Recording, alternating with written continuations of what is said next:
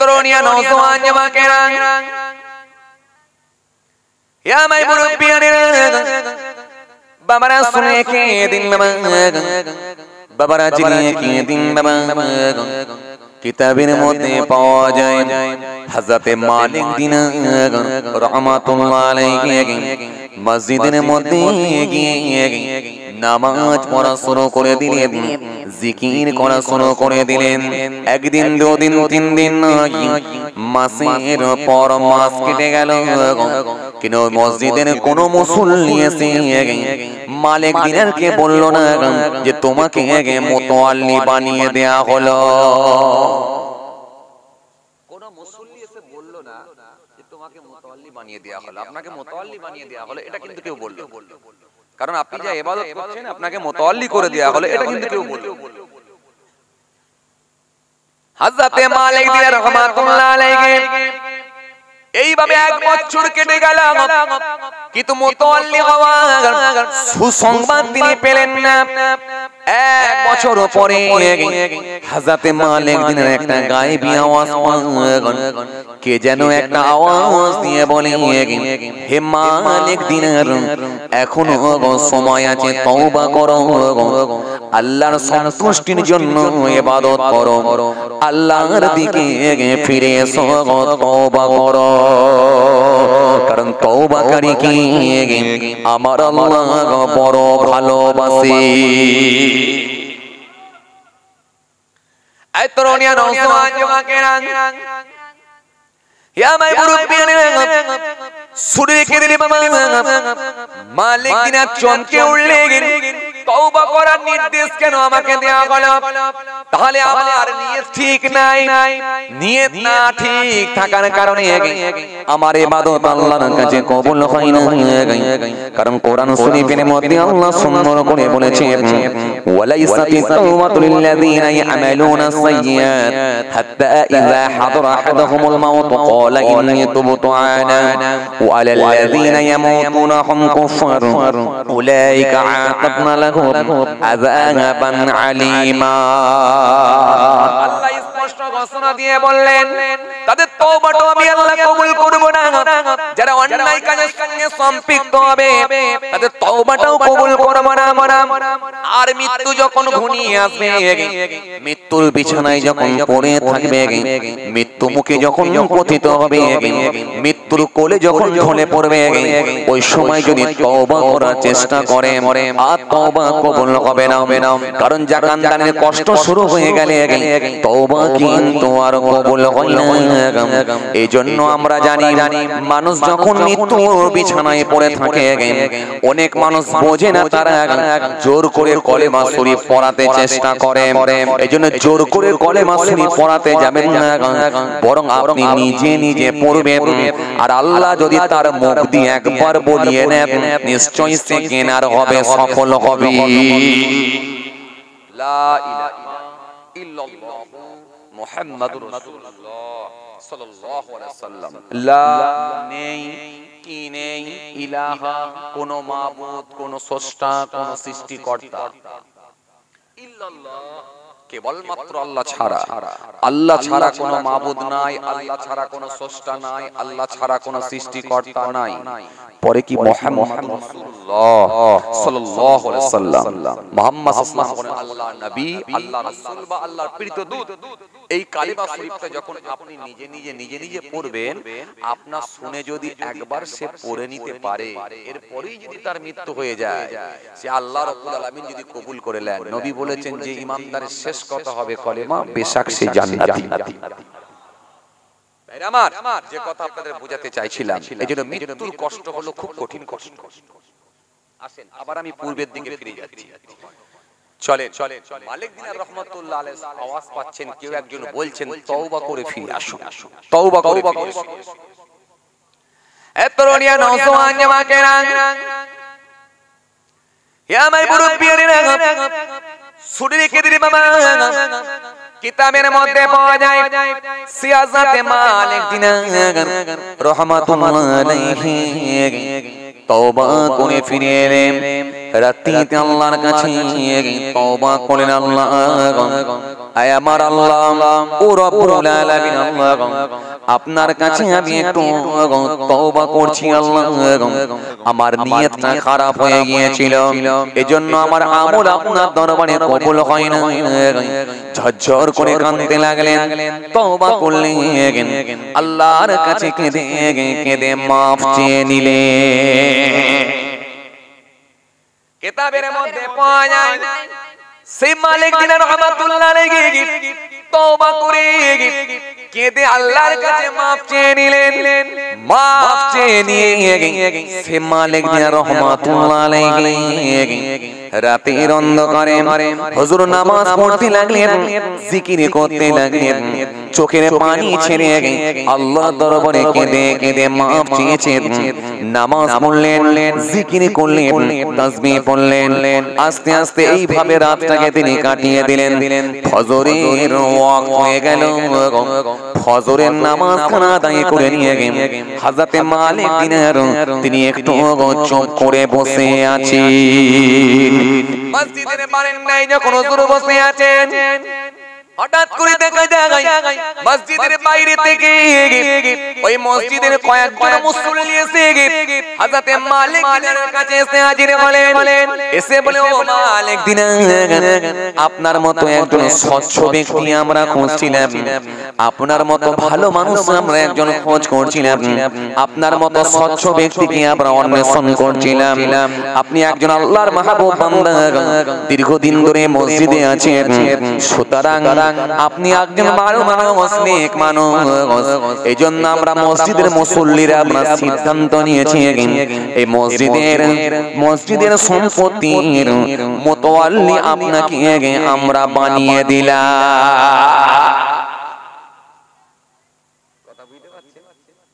মালিক দিনার একটু চিন্তা করে দেখলেন, এক বছর খালি ইবাদত করলুম, খালি মুতাওয়াল্লি হল, কিন্তু এই লোকগুলো তোমাকে একবার নয় বারবার দেখেছে, কিন্তু একবার তো বললো না যে আপনাকে মুতাওয়াল্লি বানিয়ে দিলাম।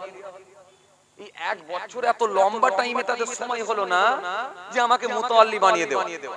কিন্তু গতকালকে রাত্রে যে আমি আল্লাহর কাছে তওবা করেছি, চোখের পানি ফেলে কেঁদেছি, মাফ চেয়েছি দীর্ঘক্ষণ ধরে, এর পরে যখন নামাজ শুরু করেছি, জিকির করেছি, আর সকালবেলায় মুতাওয়াল্লি হওয়ার সংবাদ এসে গেল। মালিক দিনার বুঝতে পারলেন যে না, আসলে এক বছর যে আমি ইবাদত করেছিলাম আমার নিয়তটা খারাপ, মুতাওয়াল্লি হওয়ার জন্যই করেছিলাম, কিন্তু যখন আমি তওবা করে আল্লাহর কাছে ফিরে এসেছি আর আমার নিয়ত যখন আজকে পারফেক্ট হয়ে গেছে আল্লাহর সন্তুষ্টির জন্য, মাবুদকে কেঁদে ওয়াদা দিয়েছি, মাবুদ আর আমি দুনিয়া চাই না, আপনাকে চাই, কেঁদে যখন মাপ চেয়ে ফিরে এসেছি, তার মানে বুঝতে পেরেছি গতকালকে রাতটার ইবাদতটাই আল্লাহর কাছে কবুল হয়েছে। একটু জোরে বলবেন না, আরো জোরে হয় না? মালিক দিনার বুঝতে পারলেন তার মানে কালকে রাতের ইবাদত কবুল হয়েছে ইনশাআল্লাহ। কারণ তার প্রমাণ হলো আজকে আমার কাছে সুসংবাদ এসেছে মুতাওয়াল্লি হওয়া। এটাও কিন্তু আমার কাছে একটা পরীক্ষা চলছে। হতে পারে আল্লাহ তাদের মনটাকে চেঞ্জ করে আমাকে এটাও পরীক্ষা নিতে পারেন যে আমি দুনিয়ার উপরে এখনো কতটা আগ্রহী, বা দুনিয়ার উপরে কতটা আমি এখনো লোভী, এটা আমার আল্লাহ আমাকে টেস্ট করতে পারে। হযরতে মালিক দিনার সেই সময় কাঁদতে লাগলেন, কেঁদে কেঁদে চিন্তা করে দেখলেন যে দুনিয়াকে আমি ত্যাগ করে দিয়েছি, আল্লাহর জন্য কেঁদেছি, সুতরাং আমার ইবাদত যখন কবুল হয়ে গেছে, তার মানে আমার মাবুদের সঙ্গে কানেকশন হয়ে গেছে, আমার মাবুদের সঙ্গে যোগাযোগ হয়ে গেছে, সুতরাং আমি আমার ইবাদতটাকে আর নষ্ট করতে চাই না। মালিক দিনার সেই সময় বলেছিলেন, ও মসজিদের মুসল্লিরা শোনেন, আজকের দিন থেকে আমার আর কোনো সম্পত্তি লাগবে না, আজকের দিন থেকে আমি আর মুতাওয়াল্লি হতে চাই না, বাকি জীবনটা আল্লাহর সন্তুষ্টি কাটিয়ে দিতে চাই।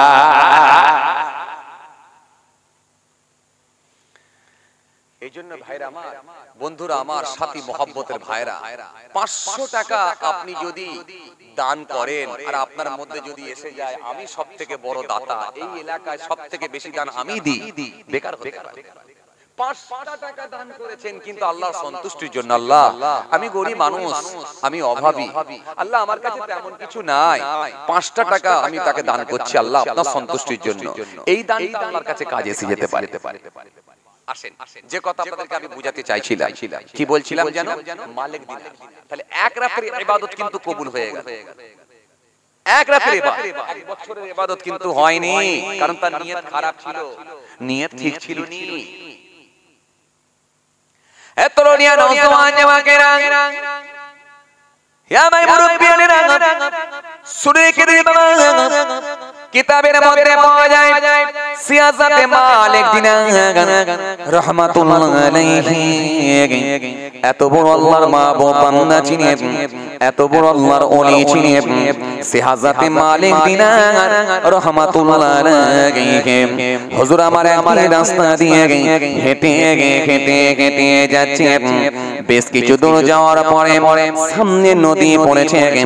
হযরত মালিক দিনার দেখতে পেরে ওই নদীতে ওই কিনারা ধারে দেখা যায় একটা নৌকা লাগানো আছে। নৌকার উপরে যাত্রীরা সব উঠে পড়ছে, নৌকার উপরে যাত্রীরা আরোহণ করছে। হযরত মালিক দিনার তিনিও নৌকার উপরে উঠে পড়লেন। হযরত মালিক দিনার রাহমাতুল্লাহ আলাইহি নৌকার উপরে চেপে নদী পথে হুজুর বেশ কিছু দূর গিয়ে পৌঁছালেন। দরিয়ার মাঝখানে যাওয়ার পরে নৌকার মাঝি হুজুরের দিকে লক্ষ্য করে বলল, মালিক দিনার দাও, পয়সা দাও, অর্থ দাও, পয়সা দাও। হযরত মালিক দিনার সেই সময় বললেন, মাঝি আমার কাছে তো কোনো পয়সা নাই, আমার কাছে কোনো দিনার নাই, আমার কাছে কোনো অর্থ নাই, সুতরাং তুমি আমাকে মাফ করে দাও, তুমি আমাকে ক্ষমা করে দাও। কিন্তু মনে রেখে দিও, এই পথ দিয়ে যখন আমি দ্বিতীয়বার যাব তখন আমি তোমাকে দুবারের পয়সা একবারে দিয়ে দেব। আজকের দিনে তুমি আমাকে ক্ষমা করে দাও, মাফ করে দাও। মাঝি সেই সময় বলল, মালিক শোনো, যদি তুমি পয়সা না দাও এখনই তোমার উপর আমি প্রহার করব, তোমাকে আমি পেটাবো, কোনো কথা শুনবো না, কেউ তোমাকে বাঁচাতে পারবে না। এই কথা বলে মাঝি রাগান্বিত হয়ে লাল চোখ বের করে হুজুরের উপরে প্রহার শুরু করলো, হুজুরের উপরে মার শুরু করলো। এত মার, এত মার, এত মার, এত মার। হযরত মালিক দিনার নৌকার উপরে পড়ে গেলেন। পড়ে গিয়ে হুজুর জ্ঞান হারিয়ে ফেললেন, বেহুশ হয়ে গেলেন, অজ্ঞান হয়ে গেলেন, অজ্ঞান হয়ে গেলেন, বেহুশ হয়ে গেলেন, ওই যে সেন্সলেস হয়ে গেলেন, জ্ঞান চলে গেল, জ্ঞান হারিয়ে ফেললেন। হযরত মালিক দিনার রাহমাতুল্লাহ আলাইহি কিছুক্ষণ পরে যখন আবার হুজুরের জ্ঞান ফিরে এলো, জ্ঞান ফিরে আসার পরে আবার দেখা যায় মাঝি হুজুরের দিকে হাত পেতে বলল, মালিক পয়সা দাও, যদি পয়সা না দাও তোমাকে আমি আবার পেটাবো, তোমার হাতে পায়ে দড়ি বেঁধে দিয়ে দরিয়ার উপরে তোমাকে ছুঁড়ে দেব। এই কথা বলে মালিকের হাতে আর পায়ে দড়ি বাঁধবে বলে মাঝি রেডি হয়ে গেছে, হুজুরকে দরিয়ার উপরে ফেলে দেবে। হুজুর সেই সময় করজোরে অনুরোধ করলেন, হে মাঝি আজকের দিনে ছেড়ে দাও, আজকের দিনে ছেড়ে দাও, আজকের দিনে আমাকে ছেড়ে দাও। আমি যখন এই পথ দিয়ে আবার যাব দুবারের পয়সা একবারে দিয়ে দেব। আজকের দিনে আমার কাছে কোনো পয়সা নাই, আজকের দিনে তুমি আমাকে মাফ করে দাও। কিন্তু মাঝির মনে কোনো দয়া মায়া হলো না। হযরত মালিককে দরিয়ায় ফেলে দেবেন, হযরত মালিকের পা দুটো বাঁধবেন বলে রেডি হযরতে মালিক সেই সময় থাকতে না পেরে চোখ ভরা পানি দিয়ে বুক ভরা বেদনা নিয়ে আমার আল্লাহ দরবারে একবার হাত তুললেন, চোখের পানি ফেলে একবার দোয়া চাইলেন, দোয়া করলেন। আমার আল্লাহ দরবারে সেই দোয়াটা কবুল হয়ে গেল। আরো জোরে বলেন, আরো জোরে বলেন। হযরতে মালিক যখন দোয়া করলেন আল্লাহ দরবারে দোয়া কবুল হলো। হযরতে মালিক দোয়া করে নিয়েছে, কিছুক্ষণের মধ্যেই দেখা যায় ওই নৌকার চারিদিকে দরিয়ার মাছগুলো গোল করে ঘিরে ফেলেছে এবং প্রত্যেকটা মাছের মুখে একটা করে দিনার পয়সা নিয়ে মাথাটা উত্তোলন করে উঁচু করে দিয়েছে। আরো জোরে বলেন, আরো জোরে বলেন। হযরতে মালিক থাকতে না পেরে ওই মাছের মুখ থেকে একটা মাছের মুখ থেকে একটা পয়সা নিলেন, একটা দিনার নিলেন, দিনার নিয়ে মাঝিকে দিয়ে দিলেন। মাঝি সন্তুষ্ট হয়ে গেল। হযরতে মালিকের অবস্থা দেখে গোটা নৌকার যাত্রীগুলো হুজুরের পায়ে লুটিয়ে পড়ল। হুজুর বললেন, তুমি আমাকে তোমরা টাচ করবে না, ছবে না, ছবে না। হাযা মিন ফাজলি রব্বি, এটা হলো আমার মাবুদের স্রষ্টা আল্লাহর দান। আরো জোরে বলেন, আরো জোরে বলেন। হযরতে মালিক থাকতে না পেরে মালিকের অবস্থা দেখে গোটা নৌকার মানুষ হতভম্ব হয়ে গেল, অবাক হয়ে গেল। হযরতে মালিক সেই সময় কাউকে কোনো কথা না বলে সকলের সামনে হযরতে মালিক আল্লাহর নাম নিয়ে দরিয়ার উপরে পানির উপরে হেঁটে পড়লেন। পানির উপর দিয়ে তত্তর করে হেঁটে হেঁটে হেঁটে হেঁটে চলে গেলেন। কোথায় হুজুর অদৃশ্য হয়ে গেলেন নদীর দরিয়ার পানিতে। হুজুরের পা পর্যন্ত ভিজল না। অস্বীকার করার কোনো জায়গা না। আল্লাহর ওয়াদা আছে, ফাজকুরুনি বান্দা আমাকে স্মরণ কর, আমি আল্লাহ তোদেরকে স্মরণ করব। মাল্লাহুল মাওলা ফালাহুল কুল, যে বান্দা আমি আল্লাহর হয়ে যায় কুল মাখলুকাত তার গোলাম হয়ে যায়। জি, এটা আল্লাহর ওয়াদা আছে। আপনি মনিবের মন জয় করবেন, মনিব তো আপনাকে ইচ্ছা করলে অর্থ বাড়িয়ে দিবে। ৭০০০ টাকা কন্ট্রাক্ট ছিল ঠিকই, কিন্তু মনিবের বাড়িতে যখন আপনি এক্সট্রা কাজ করে দেখিয়ে দিচ্ছেন, মনিব বাইকটা নিয়ে এসে গাড়িটা নিয়ে এসে রেখেছে, মনিবকে বলতে হয় না। আপনি দেখলেন যে আমার মালিকের, আমার মনিবের বাইকটা কাদা হয়ে গেছে, আপনি মোটর থেকে কি করলেন, পাইপটা লাগিয়ে দিয়ে, সাবমার্সেল থেকে পাইপটা লাগিয়ে দিয়ে পানির মোটরটা নিয়ে এসে বাইকটাকে সুন্দর করে ধুয়ে দিয়ে রোদ্রে দাঁড় করিয়ে কাপড় দিয়ে মুছে দিলে। জি, সকালবেলা উঠে মনিবকে বলতে হয়নি। জি, যে কাজগুলো ছিল সেগুলো করে দিয়ে আপনি এক্সট্রা কাজ করে দিলেন, বাইকটা ধুয়ে দিলেন।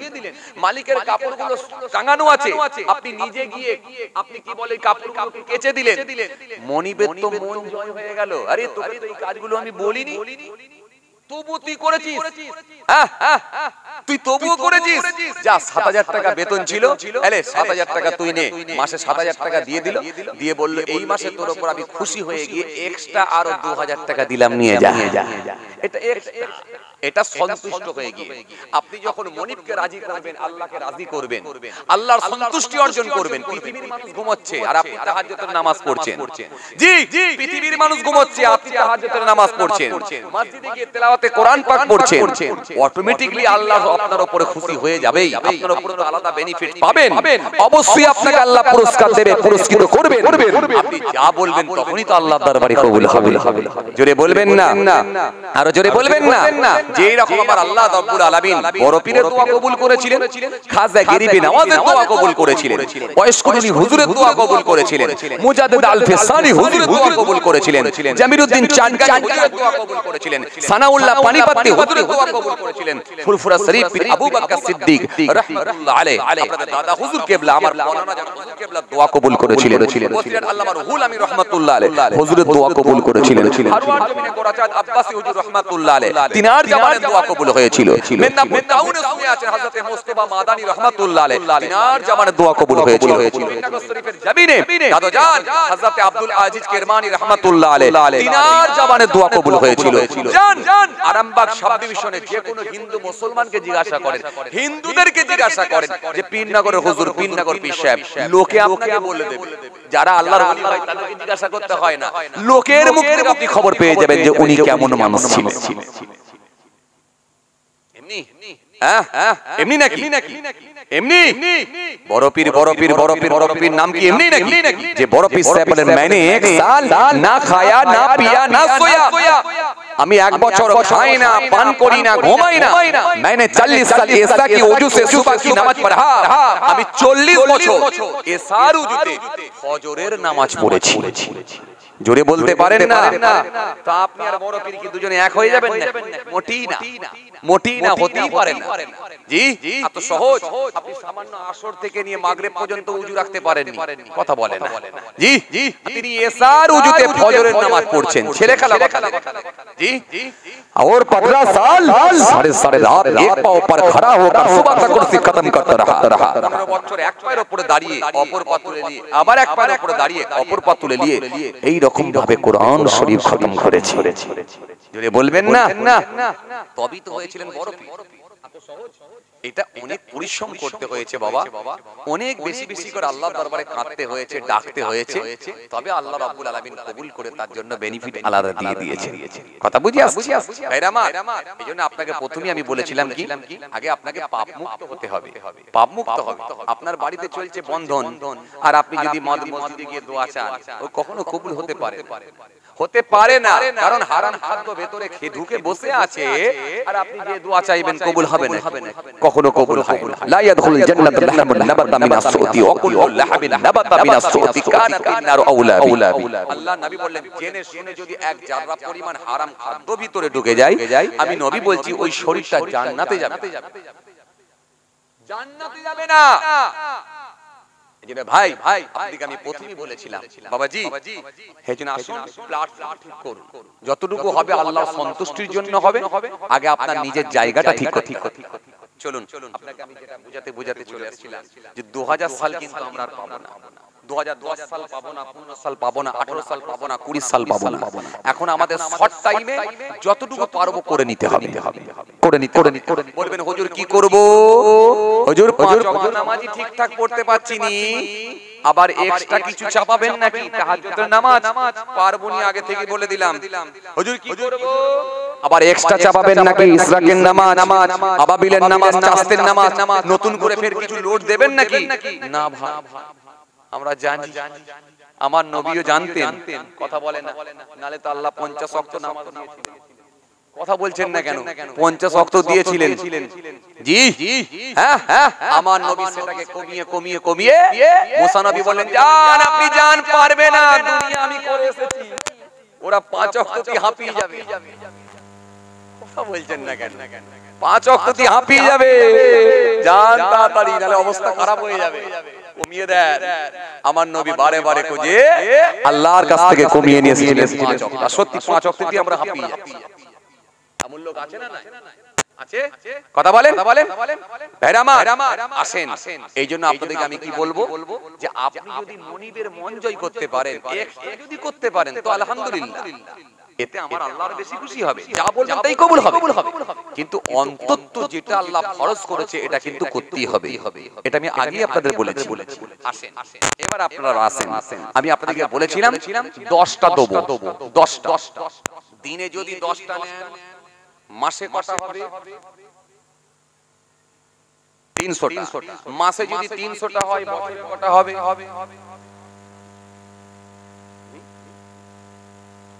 3 বার 3600 তাহলে বছরে যদি 3600টা পাওয়া যায় এটা কিন্তু কম নয় যদি এক বছর আপনি টাইম পান না 3600টা আপনি নবীর সুন্নাত আমল করতে পারবেন ইনশাআল্লাহ এবারে বলবেন হুজুর এক্সট্রা কিন্তু ঘাড়ে কিছু চাপাবেন না এক্সট্রা পারবো না কথা খুব চিন্তা ভাবনা করে দিতে হবে তো আইছে জি এক্সট্রা কিন্তু দেবেন না বলে দিলাম, এক্সট্রা পারবেন মেনে নিয়েছি, এক্সট্রা পারবেন, চলে চলে চলে আসেন, এক্সট্রা পারবেন, আসুন, এক্সট্রা দেওয়ার দরকার নাই, যতটুকু করছি এর মাঝখানে আসেন, এইখান থেকে আমরা বের করব।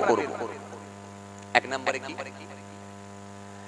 এক নম্বরে যখন আমরা পাঞ্জাবি পরব, হাদিস পাকের মধ্যে পাওয়া যায়, আমার নবী সুন্দর করে বলেছেন, হাদিসটা যাতে আবু হুরায়রা রাদিয়াল্লাহু তাআলা আনহু থেকে বর্ণিত হাদিস, ওয়া আন আবি হুরায়রা রাদিয়াল্লাহু তাআলা আনহু قال قال رسول الله صلى الله عليه وسلم اذا لبس قميصا بدع بما يبينه, আল্লাহ নবী সুন্দর করে হাদিস পাকের মধ্যে বলেছেন, আমার নবী যখন গায়ে জামা পরতেন, জুব্বা পরতেন, আমার নবী ডান দিক দিয়ে শুরু করে দিতি।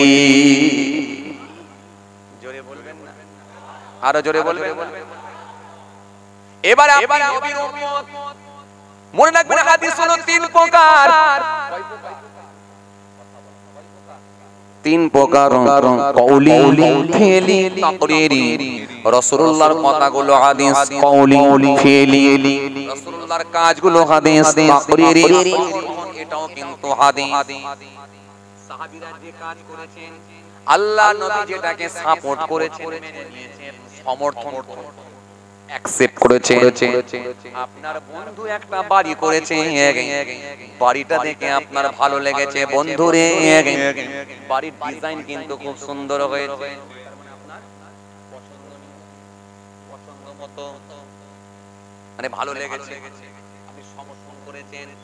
বন্ধুর বাড়িতে ঢুকলেন, ঢুকে বললেন কালারটা তো খুব সুন্দর, মিষ্টি কালার, তার মানে আপনার পছন্দ মতো, সেটাকে আপনি সমর্থন করেছেন।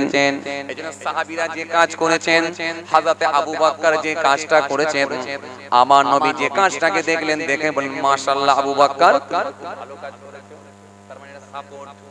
ওমর ফারুক যে কাজটা করেছেন, আল্লাহ নবী যেটাকে দেখে সাপোর্ট করলেন, মাশাআল্লাহ হে ওমর ফারুক তুমি তো এটা খুব ভালো কাজ করেছো, খুব ভালো কাজ করেছো, মাশাআল্লাহ খুব ভালো কাজ করেছো, সাপোর্ট।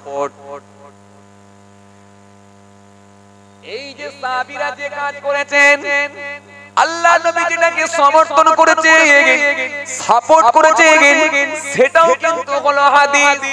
তাহলে কওলি, ফেলি, তাকরিরি, রাসূলুল্লাহর কথাটাও হাদিস, নবীর কাজটাও হাদিস, নবীর সমর্থন এটাও কিন্তু হাদিস।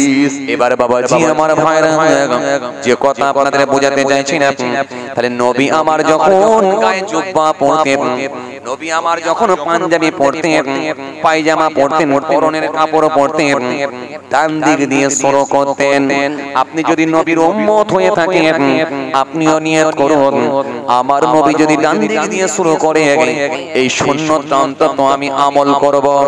আজকে জলসার মাহফিলে যখন আপনি আসলেন, ডান দিকের পাটা পায়জামায় আগে ঢুকিয়ে দেন। জলসার মাহফিলে যখন আসবেন বলে জামা পরলেন, ডান দিকের হাতটা আপনি আগে ঢুকিয়ে দেন, ঢুকিয়ে দিয়ে নিয়ত করেন, আল্লাহ গো আল্লাহ গো আল্লাহ গো আল্লাহ, আমি কিছু জানি না, কিছু চিনি না, আমি চিনি আমার নবী।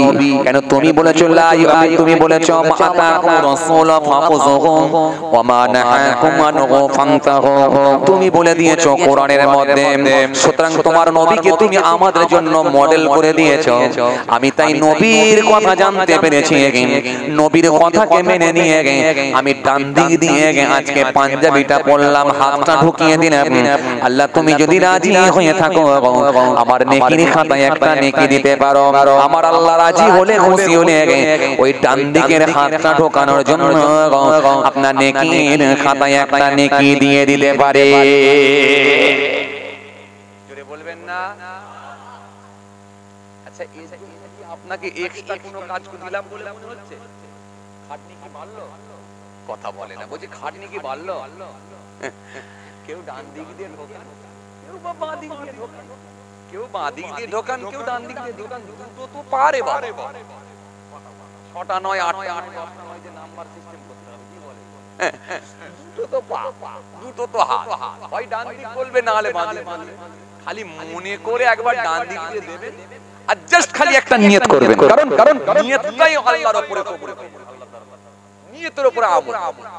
আপনার নিয়ত যখন ঠিক রেখে আপনি ডান দিক দিয়ে ঢোকাচ্ছেন, এই নিয়তের উপরে আমল আল্লাহ রাব্বুল আলামিন কবুল করে নিয়ে এটাকেও একটা সুন্নাত হিসাবে কবুল করে নিতে পারে। জোরে বলবেন না, আরো জোরে বলবেন না। ছোট্ট একটা কাজ আপনাদেরকে দিলাম, ডান দিক দিয়ে। ও লোকজন বেড়ে গেছে, একটু আগে আসলে ভালো হয়। হ্যাঁ মাশাআল্লাহ মাশাআল্লাহ, লোকজন বেড়ে গেছে, একটু আগের দিকে আসলে ভালো। মুয়াজ্জিন সাহেব মাশাআল্লাহ, মুয়াজ্জিন সাহেব বলছেন একটু আগে আসলে ভালো হয়। একটু আগে আসেন, সত্যি তাই, গেটটা জাম হয়ে গেছে। একটু যদি কষ্ট করে আগে আসতেন, উঠাউঠির দরকার নাই, যদি একটু চেপে আগে আসতেন, একটু যদি আগে আসতেন আপনারা কষ্ট করে, একটু ঘষে ঘষে এলেও চলবে।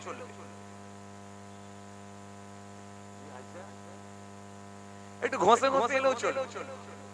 হ্যাঁ একটু আগে আগে এলো, ঠিক আছে মাশাআল্লাহ, এই তো মাশাআল্লাহ। একটু নড়লি একটুই হবে, বেশি দরকার না। কেন ভাই, আমরা যদি নবীর সুন্নাত যদি ঠিকঠাক ভাবে মেনে নিতে পারি না, একজনের খানা দুজনের জন্য যথেষ্ট, ইনশাআল্লাহ যথেষ্ট। আর যদি ঈমানদার না হতে পারি, যদি ইবলিস শয়তানকে নিয়ে যদি খাদ্য ভক্ষণ করি, তাহলে একজনের খানা ভাই একা শুধু না, ও 7 জনের খানা খেয়ে ফেলবে। কেন ঈমানদার খাই এক পাকস্থলীতে আর বেঈমান খাই 7 পাকস্থলীতে, খাওয়ার তফাৎ হয়ে যায়। এইজন্য আমরা যদি নবীর সুন্নাত অনুযায়ী যদি চলতে পারি, আমাদের সিস্টেমটা পুরো চেঞ্জ হয়ে যাবে। আমাদেরকে দেখে অনুসরণ করবে কারা?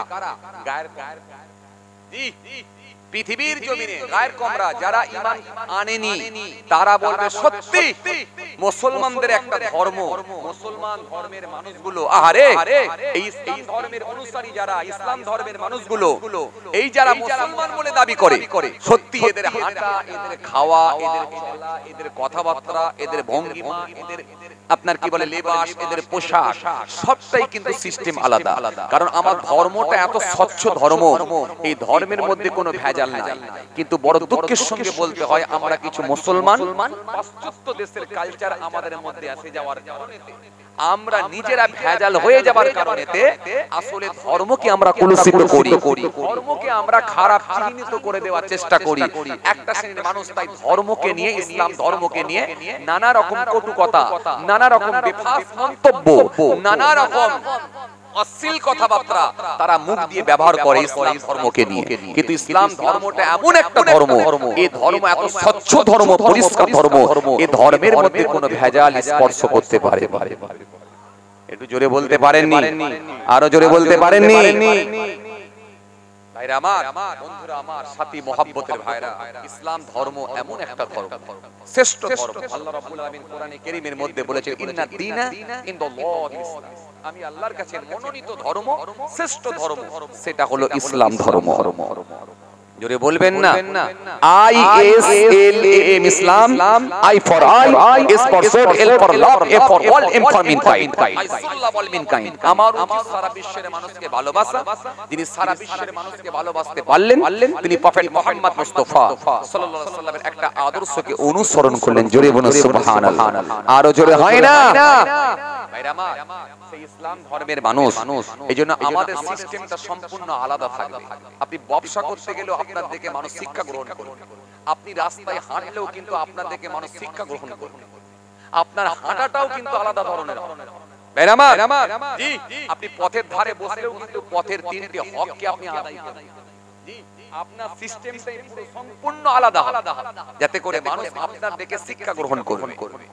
কিন্তু বড় দুঃখের সঙ্গে বলতে হয়, আমরা ধর্ম করি, কিন্তু ধর্মের কিছুই আমরা মানতে পারি না। একটা শ্রেণীর মানুষ আছে, আসে যে কথা আপনাদের বোঝাতে চাইছিলাম, খুব ঠান্ডা ব্রেনে বোঝেন। তাহলে আপনি যখন বাঁ দিক দিয়ে না করে ডান দিক দিয়ে ইনশাআল্লাহ, বাস এতটুকু করেন, একটা আমল, ছোট্ট আমল। দ্বিতীয় নাম্বার, 2 নাম্বার কি হাদিস পাকের মধ্যে পাওয়া যায়, আল্লাহ নবী জানিয়ে দিয়েছে, কিতাবের মধ্যে পাওয়া যায়, আমার নবী বলেছেন সাদা কালারের পাঞ্জাবি তোমরা পরিধান করো, কেন সাদা কালারটা হলো কৃত্রিম কালার, অল্প ময়লা লাগলে কিন্তু বোঝা যায়। এজন্য প্রত্যেকটা মাইয়েতের কাফনের কালার হয় সাদা কালার। আপনি যে দেশে যান না কেন, আমেরিকায় যান, ব্রিটেনে যান, ফ্রান্সে যান, জার্মানে যান, জাপানে যান, লন্ডনে যান, ইন্দোনেশিয়ায় যান, সৌদি আরবে যান, মক্কা শরীফে যান, মদিনা শরীফে যান, ভারতে যান, পাকিস্তানে যান, যে দেশে দিয়ে আপনি যান না কেন, প্রত্যেকটা মাইয়াতের কাফনের কালার হয় সাদা কালার।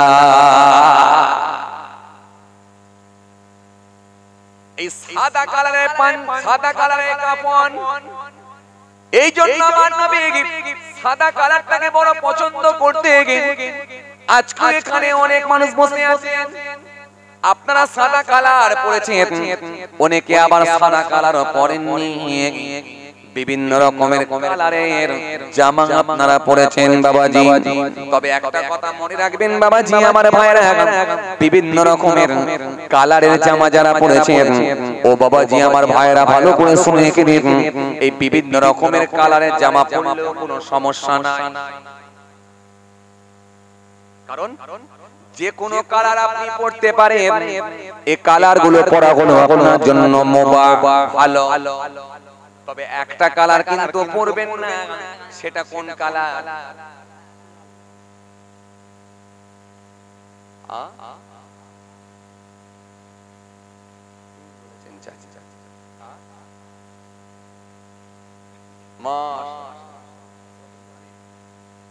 কোন কালার?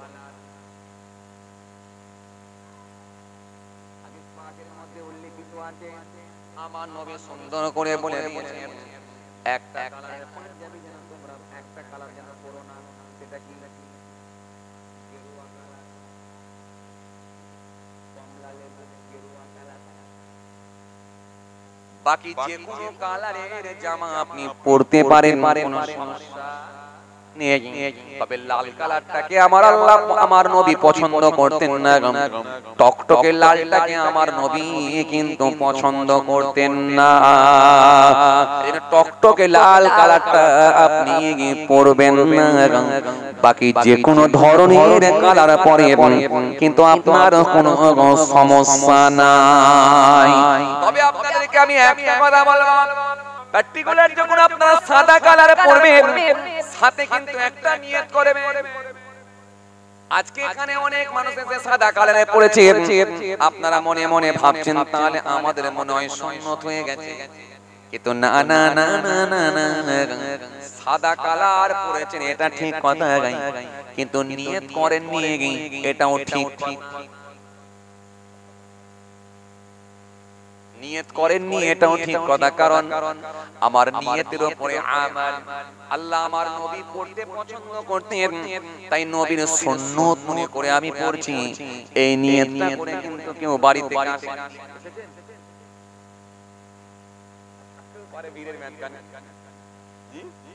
থাকতেও পারে, আবার নাও পারে। তাহলে যদি আপনার নিয়ত না থাকে, তাহলে এবার থেকে যদি নিয়ত করেন আমার নবী পড়তে পছন্দ করতেন, পড়তে বলেছেন বলে তাই আমি সুন্নাত আমল করার জন্য নবীর সুন্নাত মনে করে সাদা কালার পড়েছি, আল্লাহ রাজি হলে খুশি হলে এখন থেকে হয়তো আপনার ওই নিয়তের উপরে আমল আল্লাহ নেকির খাতা আল্লাহ ইচ্ছা করলে একটা সুন্নাত হিসাবে কবুল করে নিতে পারে। আরো জোরে হয় না? তাহলে সাদা কালার পরলে নিয়ত করবেন, বাকি যে কোনো কালারের পরলে আপনি নিয়ত নাই করলেন, কিন্তু মনে রাখবেন যে কোনো কালার পরতে পারেন মুবাহ, কিন্তু আপনি দুটো কালার পরবেন না। আমি আপনাকে বলে দিয়েছি এই দুটোকে বাদ দিয়ে যে কোনো ধরনের কালার পরুন, কোনো সমস্যা না।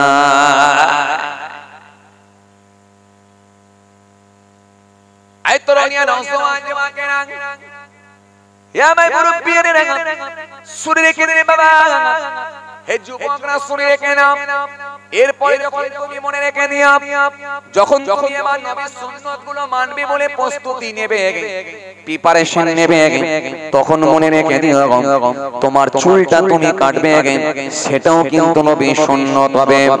কারণ রাসূল করিম সাল্লাল্লাহু আলাইহি ওয়াসাল্লাম বলেছেন তিন রকম ভাবে চুল কাটার নির্দেশ দিয়েছেন। হাদিস পাকের মধ্যে পাওয়া যায় জুম্মা, লিম্মা, উফরা। আল্লাহ নবী তিন রকম ভাবে চুল কাটতেন।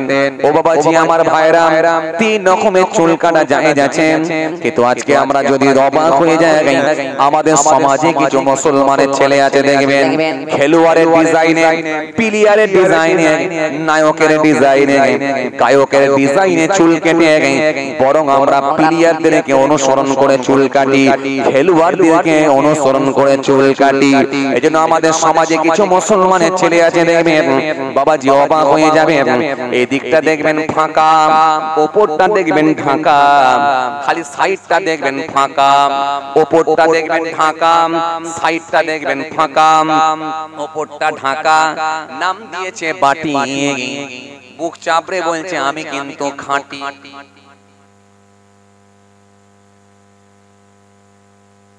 কদিন আগে হাওড়া জেলায় একটা জলসায় গেছি, কথা বুঝতে পারছেন, কমিটি ছেলেদেরকে দেখছি পুরো এক ডিজাইনের জামা, প্রত্যেকের হলদে কালারের জামা, আর কালো একটা বুকে এইরকম ধরনের একটা ডিজাইনের বর্ডার করা আছে কালো, হলদের উপরে কালো।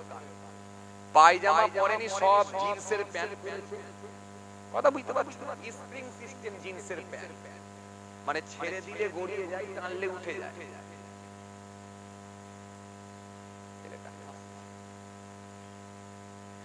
এরকম প্যান আছে না নাই? আচ্ছা বসেন না, আচ্ছা বসেন, অনেকক্ষণ দাঁড়িয়ে আছেন, চেয়ার দেন না, চেয়ার এই তো মাশাআল্লাহ চেয়ার আছে, দাঁড়িয়ে আনি বসেন, আসুন চেয়ার আছে। কি বলছিলাম বাপ, খেয়াল করেন, এখন এই যে স্প্রিং সিস্টেম জিন্সের প্যান্ট বেরিয়েছে, আবার কিছু কিছু ছেলেরা আছে দেখবেন তারা বলছে পরে যে কেন প্যান্ট ফাটাবো, আগে থেকে ফাটাই কিনে নি। এখন ফাটা প্যানের আবার খরিদ্দার বেশি, কথা বলে না। ছেলেটা জানে বল খেলতে গেলে কাচার খেতে হবে, ফাটবে, রাস্তায় বাইক চালাতে গেলে পড়ে যাবে, ফাটবে, তার থেকে দরকার নেই ছেঁড়া প্যানই কিনে নি, পুরো ফাটা প্যান। আবার এরা চিন্তা করে দেখেছে শীতকালটায় অন্তত একটু কষ্ট হলেও, কিন্তু বাকি গ্রীষ্মকালে কিন্তু খুব আরামদায়ক। যখন বাইক চালাবে না, গোটা ঠ্যাঙের ভেতরে কিন্তু অটোমেটিকলি দেখবে একটা সুসুর করে ঠান্ডা হাওয়া, মানে এসির মতো ঠান্ডা থাকবে। কিছু যুবক ছেলেরা তারা এখন ফাটা প্যান্ট পছন্দ করে, জানি না কোন প্লেয়ার ভালো লেগেছে তার জানি না, নাকি না কোন নায়ক ভালো লেগেছে আমি জানি না। আমি আজকে আপনাকে একটাই কথা বলবো, রাসূলুল্লাহ থেকে ধার করুন, কালেকশনটা হবে নবী থেকে। নবী থেকে যদি কালেকশনটা করতে পারেন ইনশাআল্লাহ, আমার বিশ্বাস এটা কি আমার আল্লাহ সুন্নাত হিসাবে কবুল করে নিতে পারে। একটু জোরে বলতে পারেন না? আরো জোরে বলতে পারেন না? জি, আল্লাহ নবী হাদিস পাকের মধ্যে দিয়েছেন, মেরামা যখন খানা খাবে আল্লাহর নাম নিয়ে শুরু করবে। খানা যখন খাবে ডান দিক দিয়ে শুরু করবে, খানা যখন খাবে ডান দিক দিয়ে শুরু করবে, আল্লাহর নাম নিয়ে শুরু করবে। খানা যখন খাওয়া হয়ে যাবে চেটে খাবে, চেটে খাওয়ার পরে একটা দোয়া পড়বে, আলহামদুলিল্লাহিল্লাযী আত'আমানা ওয়া সাকানা ওয়া জা'আলানা মিনাল মুসলিমিন। সমস্ত প্রশংসা সে আল্লাহ তাআলার জন্য যিনি আমাকে খাইয়েছেন, পান করিয়েছেন এবং মুসলমানের অন্তর্ভুক্ত। এই দোয়াটা পড়বে, এই দোয়াটা পড়াও কিন্তু সুন্নাত, কিন্তু আমরা মুসলমান হাই রে হাই, জি মাঠ থেকে খেটে এসেছে। কোথা থেকে? মাঠ থেকে। মাঠ থেকে খেটে এসে গ্রীষ্মকাল বউকে এসে বলছে কই গো খাবার নিয়ে এসো। বউ বলছে কি দেবো বলো, পান্তা দেবো না গরম দেবো? আপনাদের এখানে কি পান্তা বলে না বাসি ভাত বলে?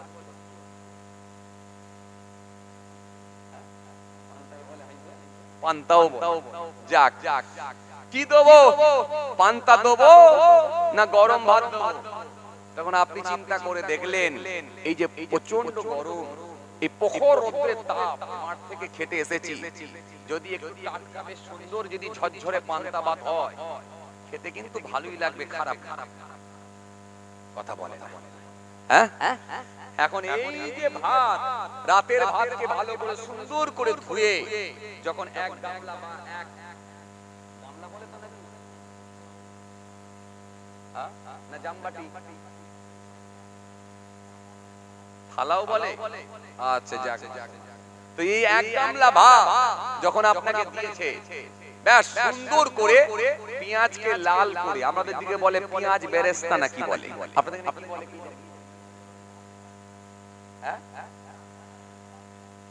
কি বইটা? আমি যে আমার খাওয়া, যাক মাশাআল্লাহ, ওটা কি কাজ হবে?